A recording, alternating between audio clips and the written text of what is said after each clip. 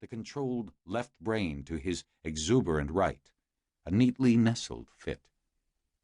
Up on the flybridge, Darlene Braswell stood beside her husband, watching her daughter closely.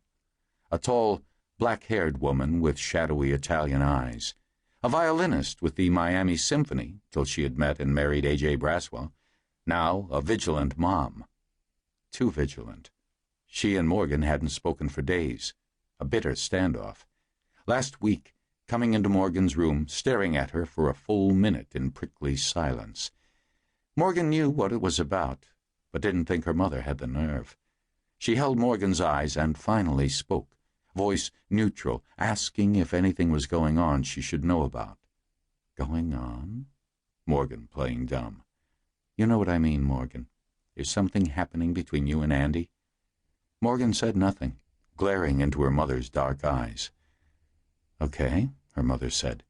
If you won't discuss this, then I'll talk to Andy. One way or the other, I'm going to find out. You go ahead, Mom, talk to Andy. But if you do, I'll never speak to you again. Never. Now get out of my room.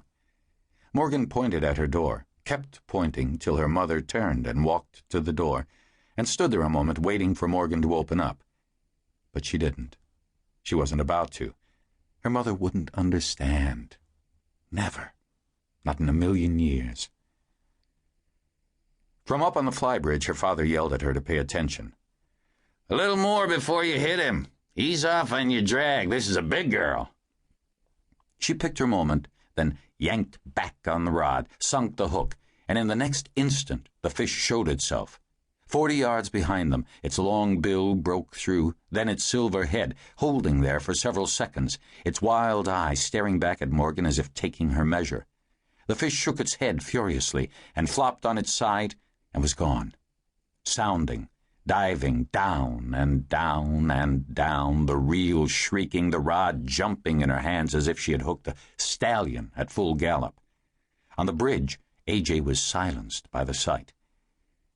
Johnny stood at the transom, transfixed, staring out at the blue water where the fish had disappeared. His blonde hair hung limply down his back.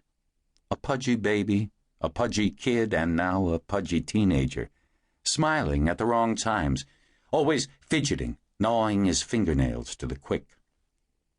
Her dad stood with his butt to the console, reaching behind him to run the controls, doing it by feel, backing the 31-foot Bertram toward the spot where the fish had disappeared. The Braswells worked as a unit. It required first-rate teamwork to catch these fish.